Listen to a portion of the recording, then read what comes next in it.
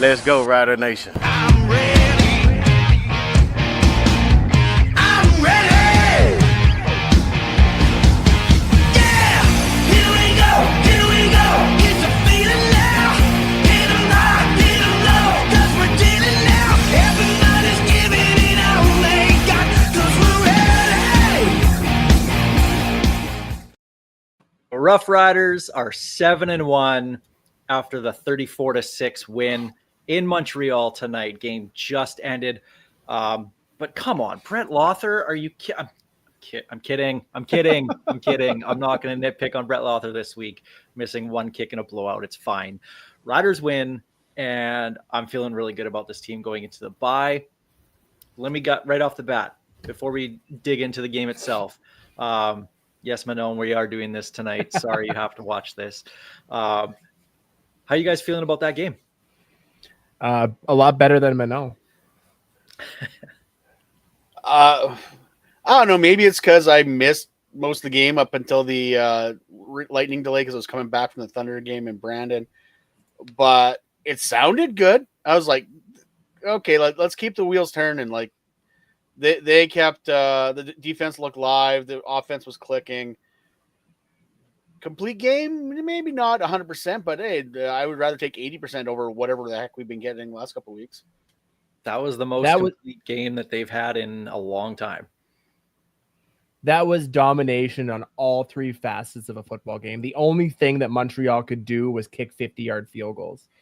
If I heard correctly, they didn't get past our 45-yard line. That's phenomenal defense. Maltos had more yards when they put Evans in than MBT had. Like MBT at that point only had 90 passing yards. And Maltos had 108 yards, 110 yards in the kick. Yeah.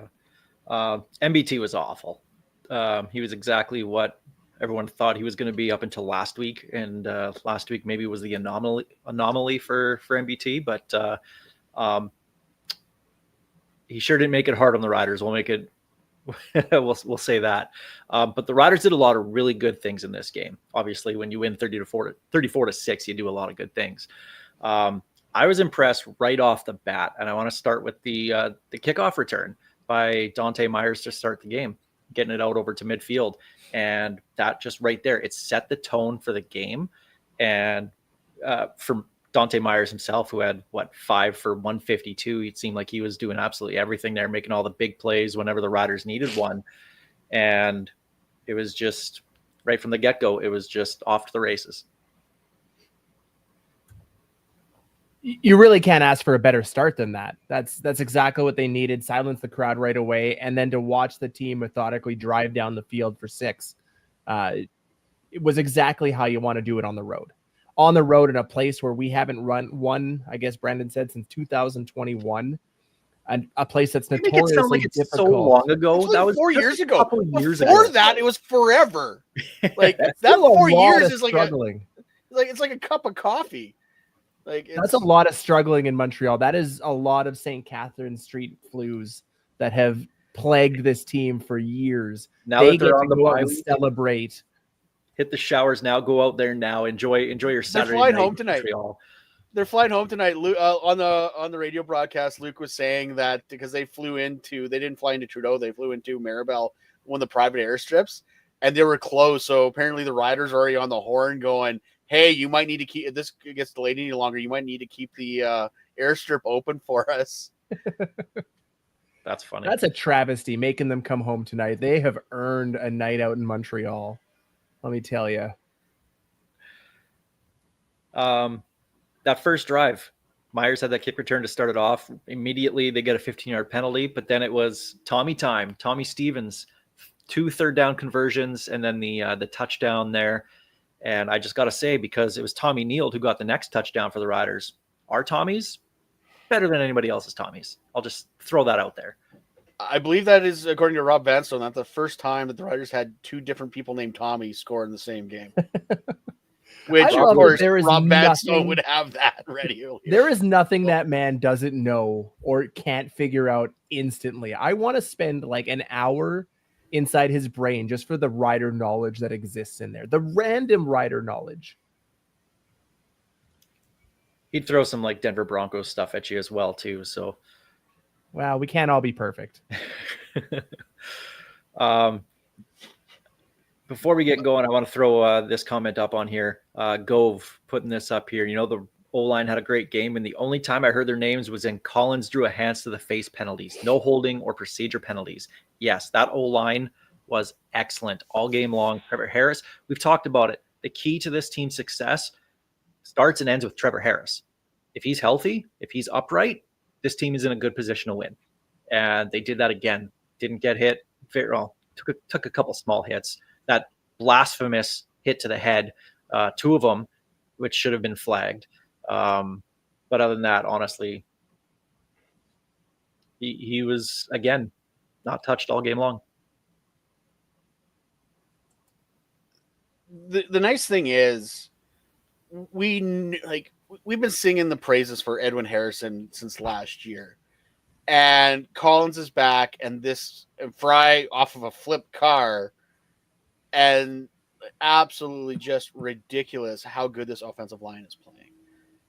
And considering at least 2 of those guys were not expected to be our starters because we're missing Gagnon and McEwen. Yeah, McEwen. It's ridiculous how good this offensive line is playing. At what point do we stop being surprised? I would say around Labor Day last year. No matter who they trot out there, it seems like Edwin Harrison has them ready to go. And this might have been one of the best performances that offensive line has put in a long time. Like it never felt like there was any concern for Trevor Harris, not for a moment. So when we look at the offense in this game, obviously it was Dante Myers put up the big chunky yardages. Keyshawn Johnson had himself another good game, had a touchdown there in the third quarter. And it was just, it doesn't matter. I don't like missing Sam Emilus. Didn't seem to matter because Tommy Neal came in, played pretty well. Del Duncan Busby got in the action a little bit as well. Robustelli, they used him on a jet sweep at the end of the game. That was pretty interesting. But it doesn't seem to matter who they roll out there at receiver. One of our guys or 2 of them are going to have big games every single week. So going forward, I started drafting an article that I'm going to post hopefully next week during the bye week. What do they do with the receivers if everybody gets healthy? Sean Bain's pretty much ready to go, but there's no spot for an American receiver right now. Keen Schaefer-Baker, if he's back, hopefully Labor Day-ish, somewhere around then. Sam Emilus. What do they do with all these guys? Like, the depth is great, but you can only dress so many of them.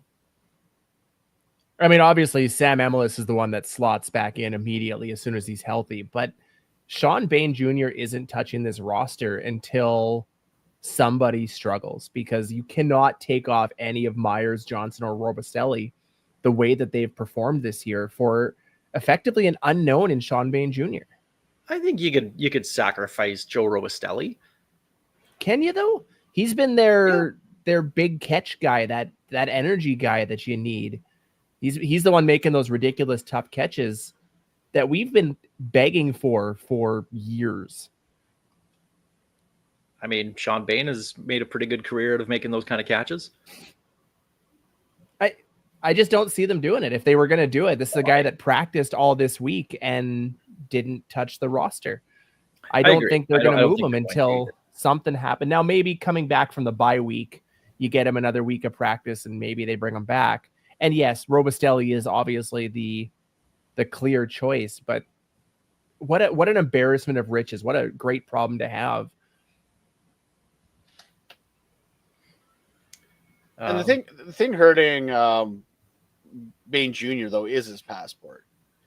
Because if he was Canadian, that makes that decision a whole lot harder. But then again, you have KSB, you have Emilus. Like, what do you do then when one of those two is ready? Because Tommy Neal looked pretty good in mop-up duty today. Mitch Picton, who was their go-to guy, is backing up. So you've got 2 legitimate starting Canadian receivers. Like, very good problem to have, but at some point you've got to do something. Like, who knows? Maybe you you do the old Zach Caleros trade that might come to bite us in the butt later, and move a guy that you're not going to use because you don't need him for a pick that turns out to be your next Keon Schaefer-Baker.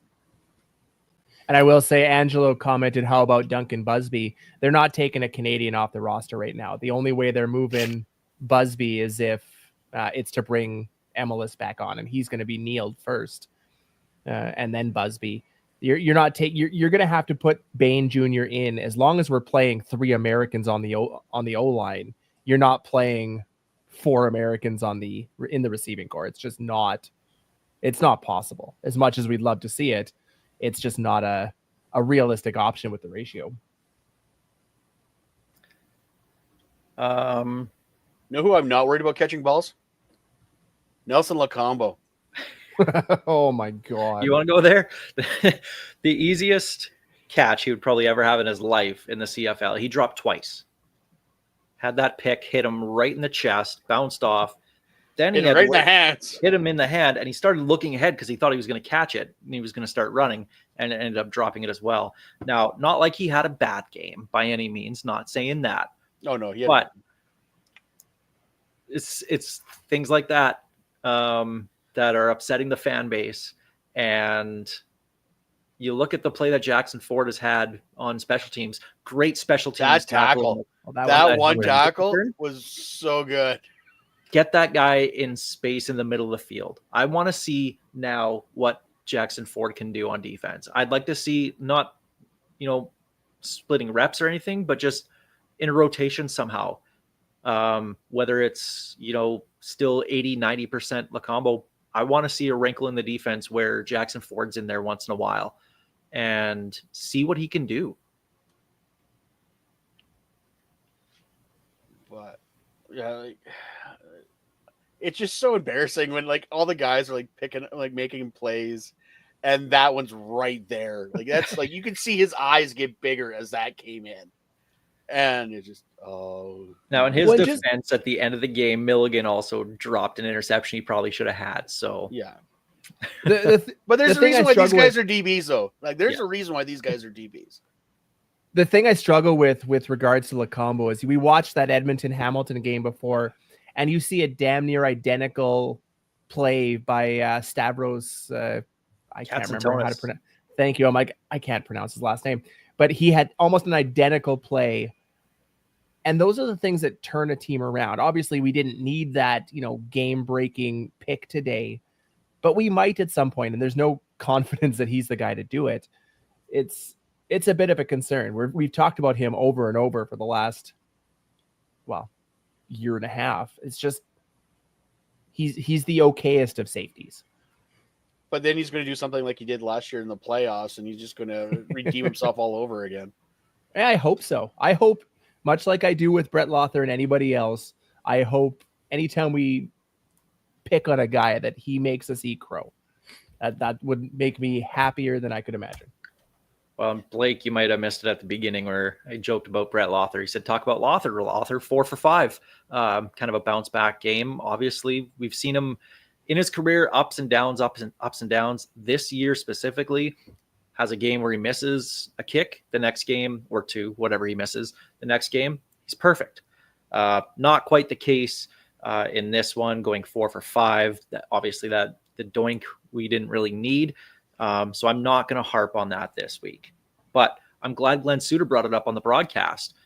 It is a concern going forward because when you're in those tight games, you never know. Those 3 points could be huge, obviously, right? So didn't matter in this one.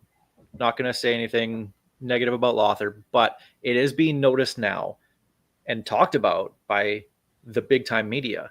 So obviously there's something there. Well, and it's also like I said, it's 2 sides of the coin where you got Lothar struggling, and then you got Maltos kicking a 54, 56, and a 58-yarder in the last 2 weeks. And not just anything, but nailing a 58-yarder to win a football game effectively. The pressure kicks. And it's just, it's the dichotomy is very obvious, especially today.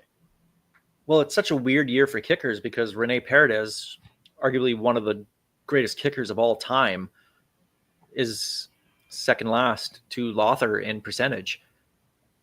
And he's had last game, he had 2 misses, whatever it was. And then you have these guys like Maltos coming out of seemingly knowing nowhere, kicking all these big kicks. So like it's just a weird year for kickers in that sense. But again, that wasn't a problem in this game. We're not going to harp on that. By the way, Harris ended at 70.7%. Yep. Yeah, they kept him in there till the 3-minute warning just to get him back to his 70%. Those quick short passes to Del Duncan Busby got him back over 70%. So that's what, 10 straight games? Yeah. 12. Is it 12? It's 12. That's crazy. Yeah, because 10 was the record, and he's done it 2 more since. So he's on a tear right now. And anytime you can have a quarterback go 70% in a game, you're smiling. To do it 12 weeks in a row, feeling pretty good. And actually with that, the Riders over the last 7-1 this year, and I have it here, over the last 12 regular season games that meant something, not including that junk Calgary game at the end of last year. The Riders are 11-1, 12-3 overall, including playoffs, including that Calgary game since the Banjo Bowl last year, all with, except for that one game with Trevor Harris. So they're in a great spot when he's healthy. He's proving that Father Time is an illusion to him, and he's performing probably the best that we've ever seen in his career. So obviously that's the key to the success of the Riders offense is the health of Trevor Harris. Just keep him upright, and you have a great chance to win. Brandon brings up the new running back. Mario Anderson Jr. had a great game. Closing out the game, looked really good. He had, 5 carries for 48 yards, had a really nice average, just under 10, had a nice 26-yard scamper in that one. If they give him the ball a little bit more often and spread it out a little bit more throughout the game, I think that could make the offense just that much more dynamic. Give AJ those little breathers that, not like he's slowing down or anything, but just a change of pace, I think could do wonders for this team going forward, especially in this, this tough stretch against, you got Hamilton and then the Bombers twice, Calgary in there, and Montreal again. Well, there's a reason why he made the roster coming out of training camp. They saw something in him over Penix. And then, of course, when Carey came available, they were like, okay, there's some familiarity with all of us here. Let's bring Carey in. And then when Carey got hurt, next man up. And everyone wanted like Fletcher and all that, and I understand that, but Anderson obviously has some talent here. Has some talent and knew the playbook coming out of camp. He had a leg up over any of those free agents. And when you have the chance to grab a guy like Kadeem Carey off the garbage pile, you absolutely pick him up. That as your backup running back, that's a steal. But he performed quite well in limited opportunities. I like that he's more of that speed back, that shifty running back that we've been kind of needing to go alongside AJ Ouellette's hard running style. I want to get your guys' thoughts on this play. It was in the second quarter. It was 3rd and 2 from the Montreal 4-yard line. Tommy Stevens comes in. I didn't see. I wanted to ask you guys about this because I didn't see it. So I heard Luke and Dave's call on it. So it was 3rd and 2 from Montreal's 4-yard line. Tommy Stevens comes in, and on the big goal line unit, Elise Saad and Micah Johnson were both in there as tight ends. So they had all the big boys in there. Just tried to draw him offside. With the way that Tommy Stevens was running in the first quarter, he even broke one out there for 6-7 yard game on one of his 3rd down gambles.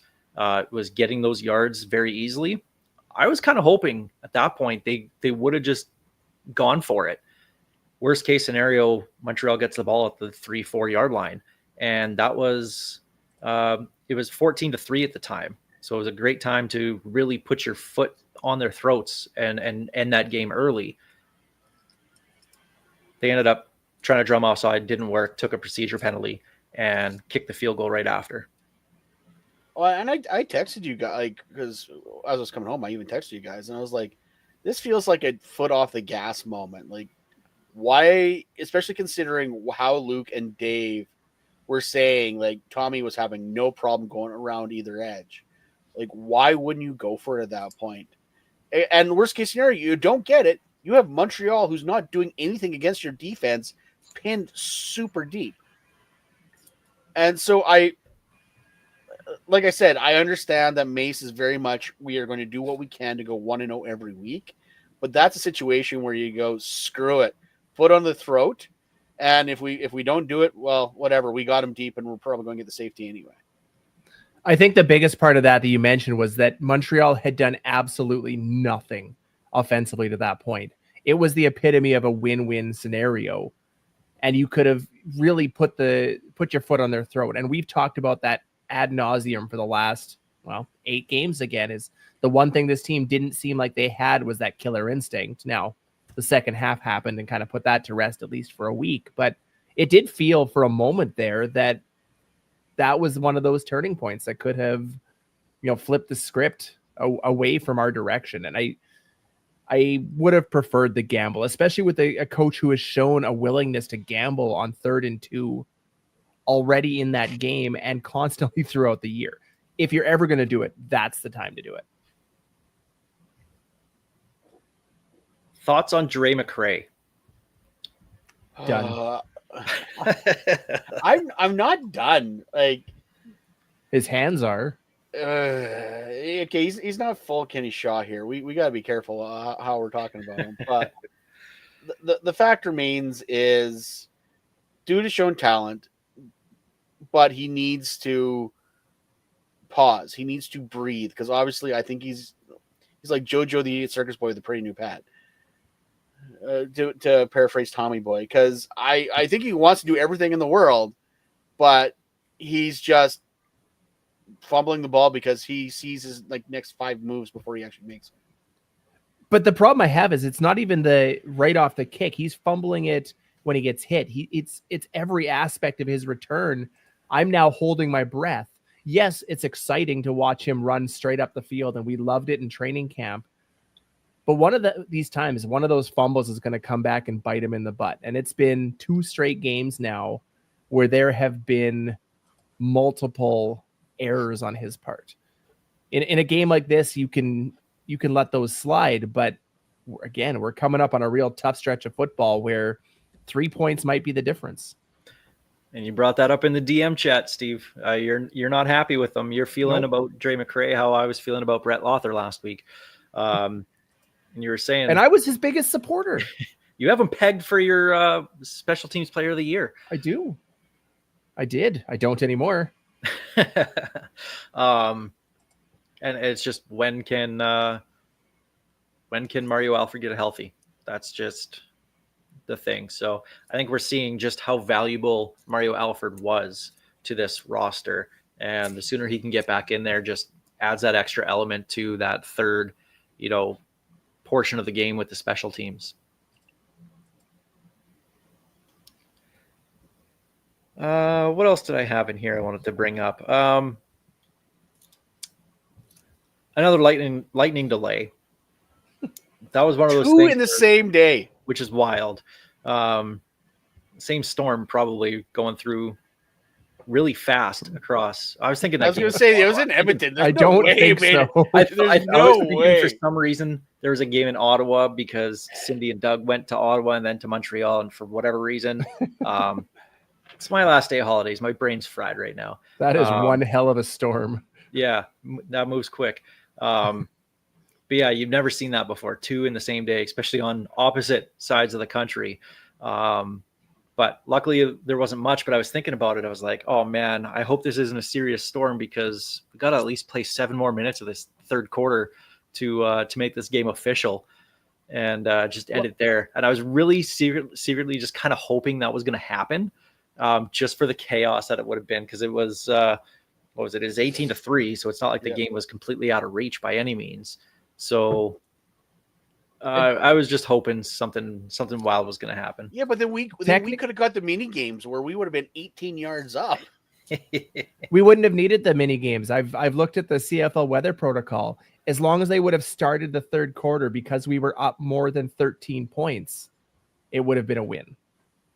That 7.5 minute stretch is any score at any point. If they're up 13 or more in the third quarter, I think it was 21 in the second quarter. Yeah, but they third count quarter them didn't as start wins. yet. The third quarter. That's where I'm wondering where. That's why I said they needed to like get one play in the third quarter, because I'm not sure where they end that, if that counts as being into the third, because the second has ended. I'm curious. I was going to tweet the CFL to be like, what happens in that situation where it's right between the two? They didn't think that far ahead. We already know the answer. They haven't thought that far ahead. Sure haven't. And they're like, we'll let you know when it back to you." happens. Yeah. Please don't let that happen. Given their review plays today, I question their ability to even do things as they come up. So, well, that's the next Caleb thing I wanted to bring Sanders up. deserved a touchdown. That is what I wanted to bring up next. One of the review plays. Shane Ray getting that sack on McLeod Bethel Thompson, where he fumbled the ball. Caleb Sanders picked it up, ran for a touchdown. They ruled it down by contact. It was challenged by Jason Moss for roughing the passer, and they got it right. There was no roughing the passer on that, despite what John Hodge thinks. I was going to say, despite what John Hodge has to say about that. But ruled it down by contact. But I wanted to get your thoughts on just that in general. Was that were you guys okay with that? Did it? No, I don't know, because it still looked like he fumbled the ball before he actually hit the ground. It looked like he lost the handle on it, and I've seen starting to lose control of it. I've seen receivers lose the handle like that, and it's an obvious fumble at that point. The fact that he still kind of had it balanced in his hand, okay, maybe. The problem I have is the whole review system is supposed to be for clear and obvious, or there has to be 100% proof to overturn a call. And there's no way you can look at that and say he 100% had possession of that ball when his butt hit the ground, because you could see it moving in his hand. Even at full speed, you could see it. And to rob Caleb Sanders, who we have talked about again week after week for his effect on that defensive line, he deserved that touchdown. And I will not be happy until that's overturned. But lost on that play is the sack by Shane Ray. And this is a guy now who has 3 sacks over his last couple games. He's really starting to figure it out. He had a nice tackle for loss later in the game too, late in the third quarter, which forced a punt. The fact that he's now kind of figured it out, and in Toronto, he was good for his small stretch that he was there and healthy for. So when the guy's healthy, he does prove that he can play in the CFL. But now he's just really amping it up, because to start the season, he was getting some pressure, but the numbers weren't coming. Now we're starting to see it. And this is a guy I was excited about. Obviously, as a Denver Broncos fan, I know about Shane Ray. Apparently didn't know they had a Kansas City Chiefs tattoo on his back. I learned that for the first time today. But this is a guy who could be a huge difference maker for this defense going forward. Well, and that was the scouting report when he signed him. It was, in our mind, it was low risk, high reward. Like, no one knew what he had after he left Toronto and was out of the game for a bit. So let's bring him back. Let's see what he's got, and if he's got any in the tank. And if he stays healthy, seems like he's got plenty in the tank. He's a little Ken Shamrocky at times, where he seems a little out of control, but I'm okay with that. As long as you ride that line and it doesn't cost us, we're fine. We've said it again a bunch over the last little bit. This team defensively rides and dies with that D line, and to get Shane Ray going the way he's been going the last couple of games in this stretch is going to be killer for our chances of hosting a West final. He's been money. Look at how many. Speaking of the line, look at how many double teams that Rose and Micah were eating tonight. It was ridiculous. No wonder Carney and Ray have been feasting the last couple of games. Is because you can't double team everybody, and Micah is just casually oh, you want to double team me? Okay, let me just push you around a bit. It's just ridiculous. I don't think I had anything else I wanted to bring up. Don't want to waste everything now. Got to save some for the show. Blake, no one likes to kiss ass. Checks in the mail, Blake. Is he getting the same salary we do? Exactly. Yes.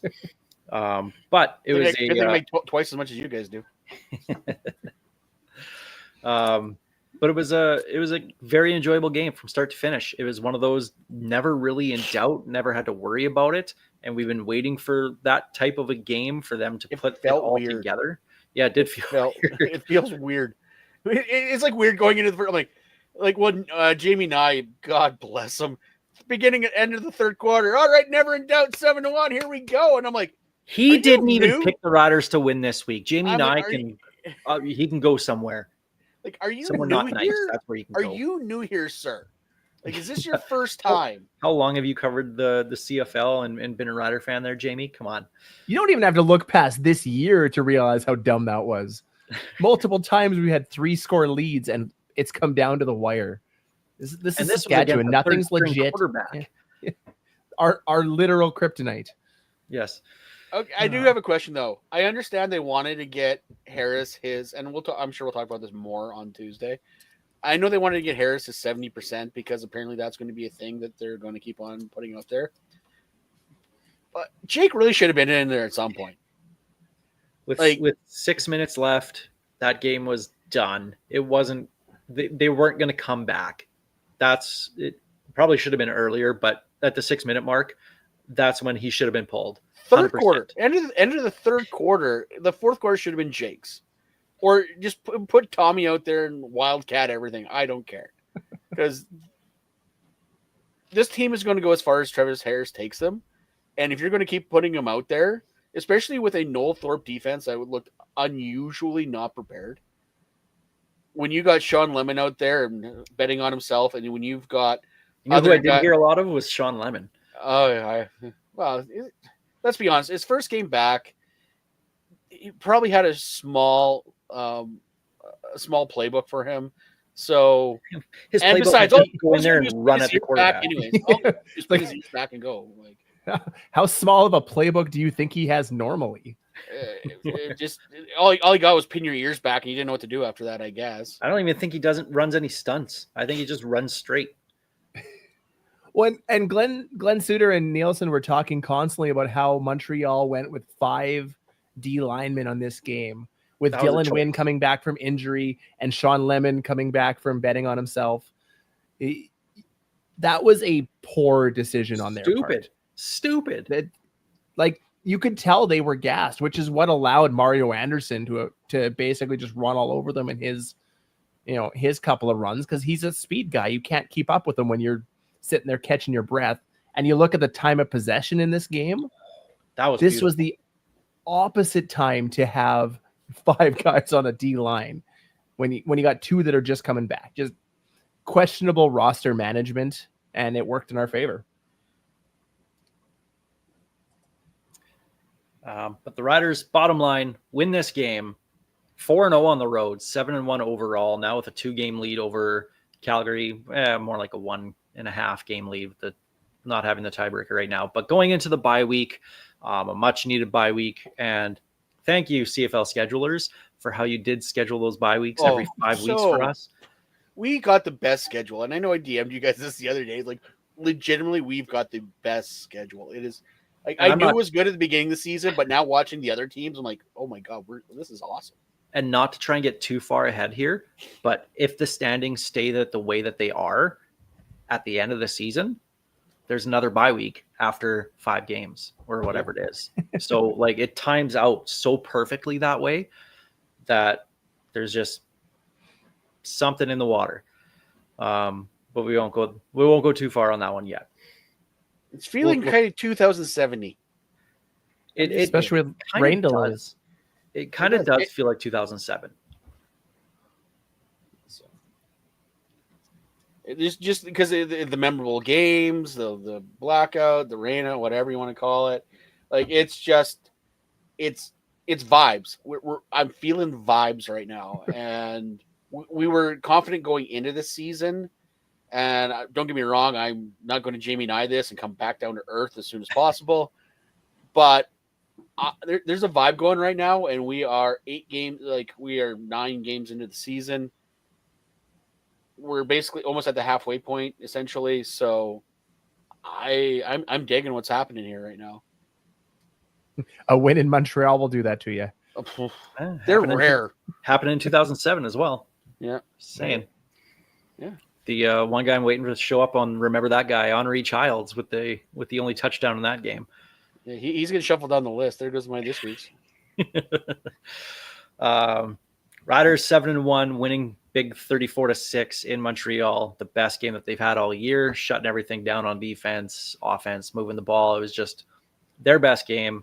And going into a bye, that's so nice to see that they can just go on the bye week and enjoy themselves, rest, get healthy, spend time with family, whatever they're doing, and then come back and then game against Hamilton immediately after. And with the way that Hamilton's playing, that's a potential. That's going to be a heavyweight tilt. That is Right? going to be a Like, heavyweight that's- tilt. So History's been really kind to the riders in Cat Rider Grey Cups recently. Just saying. I could dig one of those again. But we'll leave it there. Greg, one thing, as we do mention at the Piffles Live post-game show, is brought to you by the Regina Thunder. Regina Thunder did have the game, which you were at today in Brandon against the Winnipeg Rifles, and it was a good game for the Thunder, wasn't it? Thunder won. It's only an exhibition game next week. It's live fire, but yeah, went to Brandon, met Winnipeg there, 30-11 final for the Thunder. Our backups are better than their backups, so It's always a good feeling. oh, it's a great feeling. So next week Thunder are on the road to Edmonton to play the Huskies. So the Thunder start 2 weeks on the road in Edmonton and Calgary, then home against the Huskies. So can't wait. Kavis Reed still with the Edmonton Huskies? No, he was with the Wildcats. He's Wildcats. now doing. I think he works with the SCSA in Saskatchewan here. Actually, bumped into Get him outta on my here. day. I bumped into him on my day job about a year and a half ago, and my coworker kind of sold me out, going, "Hey, this guy has a podcast." I'm like, "Don't Google Piffles. Don't Google Piffles. Do not Google Piffles. Kavis Reed. Do not Google Piffles. Kavis Reed." Go learn a trade, and there'll be some consequences. How about that? Yeah. All right. Well, we'll leave it there. One thing just popped up here right now. Josh Olson, what do you guys think of SummerSlam tonight? I didn't see any of it. Saw some of the results. Okay. I knew that Seth Rollins wasn't hurt. So the CM Punk and Gunther apparently was a good match. I look forward to going and seeing it. I didn't think it was. I think the I didn't see it. I just assumed it would be a good match. Yeah, I think the end. It was a chop fest, Oh. and I don't think it was very slow. It was a very slow moving match. But I look forward to tomorrow night. tomorrow night's going to be great. So Josh, ask us tomorrow night what we thought of SummerSlam, because that's going to be the fun night. But Riders Cody win. Rhodes turning heel. I'm telling you right now. Oh yeah, especially after John Cena's face turn on Friday night. I And couldn't agree more with anything you guys Steve's just said waiting about for us to wrestling. stop talking wrestling. so he What can do you think go about to Jelly sleep. Roll Wrestling, Steve? What? Who? I don't even know what a jelly roll is, so this I will is not say going to this: go well as for me. someone who isn't a big Jelly Roll fan, not like I have anything against him. I just think he's just meh. And I'm not going to pay. I don't know how people want to pay $200+ for tickets to his concert, those tickets were which is ridiculous. crazy. Good for you if you like him. That's awesome. Music is all subjective. The fact that he took the pin tonight made me happy. Not many celebrities will do that, and it seems like he's as a celebrity fan who's wrestling. He seems like he actually cares about it and understands the business. So that's good. But anyway, how do I feel about the Rec Laws? Thank you, Blake. I missed them on Thursday night. I should have gone. I didn't go to the QCX to see the Rec Laws. I should have. I hate. Oh, they myself. were in town? Yeah. Thursday night. Oh, I'm so glad I missed it. We'll leave it there. Now we're going into chaos. Yeah, we'll leave it there. We'll talk more about this game on the Maybe the bye week we'll do an Ask Us Anything, and that could just get stupid. Maybe that's what we'll do Well, next week. I don't know. More so than regular shows. Yeah. But join us next week. Chris Milo, former Rider kicker, Grey Cup champion, 2-time Grey Cup champion, going to join us on the show, share some thoughts, share some stories. I'm looking forward to chatting about him and especially about Brett Lothar. So he's a kicker. He went through ups and downs as well too. So gonna pick the mind of a kicker here a little bit and see what he has to say about the ups and downs. And I will ask him why he's not a person. I will really not ask him that. I'll ask Please him that don't. in your name. Greg doesn't have the guts to say this, but I really don't. Yeah, I really don't. Well, enjoy the rest of your long weekend, everybody. Riders 7-1. We can all enjoy the bye week now. This Enjoy has been your a Saskatchewan day. podcast. Piffles Live, brought to you by the Regina Thunder. The ghost behind your mind are waiting for you. I won't pretend to be blind like I have for so long. The ghost behind your mind are waiting for you. Thank you for being such a big supporter and fan of the CFL and myself personally.